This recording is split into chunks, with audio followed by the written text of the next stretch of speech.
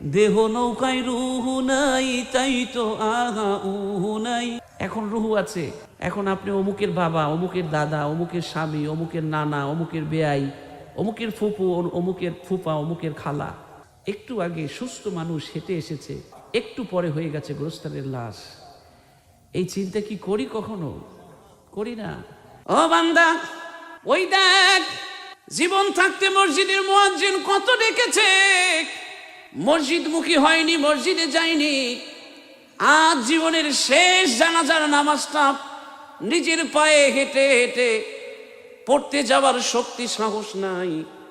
মানুষের কাঁধে চড়ে জীবনের শেষ নামাজটা পড়ার জন্য ইমামের সামনে যাচ্ছে। দেখ ও বান্দা, তোর শক্তি সামর্থ্য থাকতেই তুই পথ, তুইও একদিন তার মতো অসহায় হয়ে যাবি, তোর জীবন প্রদীপ নেবে যাবে।